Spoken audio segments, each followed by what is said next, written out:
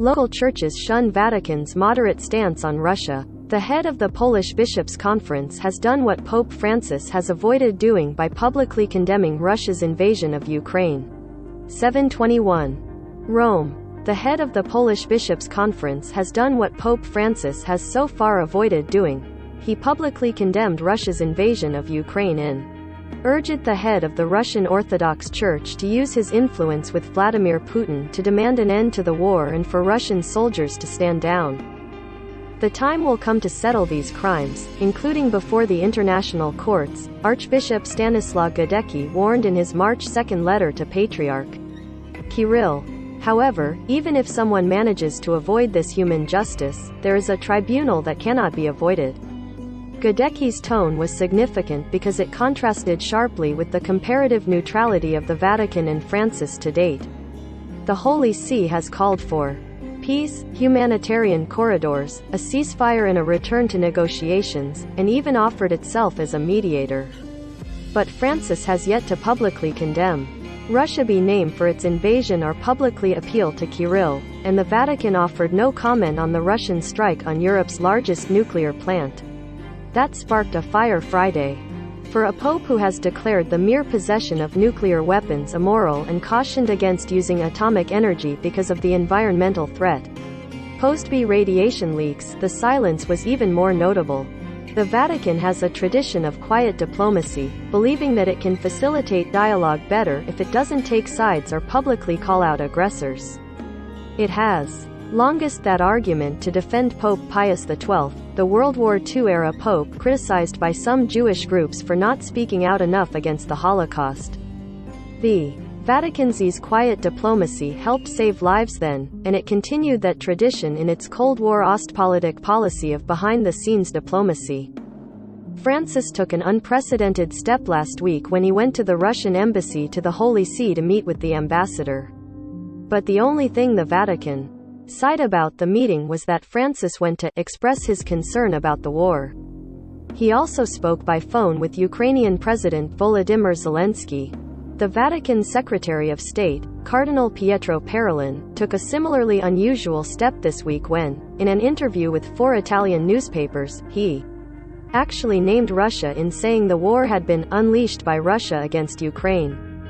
In the case of Ukraine, which counts a few million Catholics among its majority Orthodox population, Francis is not shy about his hopes to improve relations with the Russian Orthodox Church and its influential leader, Kirill.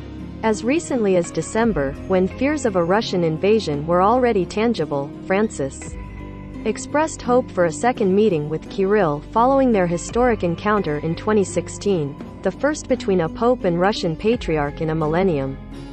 A meeting with Patriarch Kirill is not far from the horizon, Francis told reporters en route home from Greece. I am always available. I am also willing to go to Moscow. To talk to a brother, there is no need for protocols. A brother is a brother before all protocols. Francis's ambassador to Russia, Archbishop Giovanni Dagnello, met Thursday with Kirill at the Patriarch's residence in the Danilov Monastery in Moscow. Kirill's office said the Patriarch recalled the new page in history, opened by the 2016 meeting, expressed appreciation for the moderate and wise position of the Holy See in resisting being drawn into the conflict and insisted churches can only be peacemakers. The Vatican didn't report the meeting and its spokesman didn't respond when asked for comment.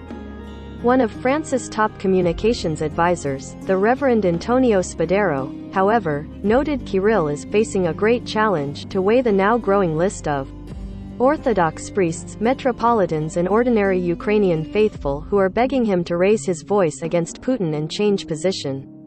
In an essay published by the Italian news agency Adinkronos, Spadaro didn't count Francis among them, though he quoted the Pope as saying recently that it was very sad that Christians were making war. That moderate tone was echoed this week when the Holy See's ambassador to the United Nations stressed the need for humanitarian corridors in Ukraine to allow refugees out and humanitarian aid in. He didn't identify Russia as the reason they were needed, according to the Vatican summary of his remarks. The Holy See's Foreign Minister, Archbishop Paul Gallagher, met Wednesday with his Italian counterpart, Luigi Di Maio. The Italian Foreign Ministry said Di Maio repeated Italy's firm condemnation of the Russian aggression to the detriment of Ukraine and the commitment to continue on the path of effective and incisive sanctions against the government of the Russian Federation, while helping Ukraine in the humanitarian, economic and defense areas. The Vatican, which is sending medical supplies to Ukraine, said nothing after the meeting. Such silence has not been shared by the head of the Ukrainian Greek Catholic Church, who has been emphatic in his daily denunciations of the Russian invasion. Nor has it been shared by Polish bishops, who are now helping to mobilize the reception of tens of thousands of Ukrainian refugees who have crossed the border. I ask you, brother, to appeal to Vladimir Putin to stop the senseless warfare against the Ukrainian people, Polish Bishop Gadecki said in his letter to Kirill. I ask you in the most humble way to call for the withdrawal of the Russian troops from the sovereign state that is Ukraine. I also ask you to appeal to Russian soldiers not to take part in this unjust war, to refuse to carry out orders which, as we have already seen, lead to many war crimes, he added. Refusing to follow orders in such a situation is a moral obligation.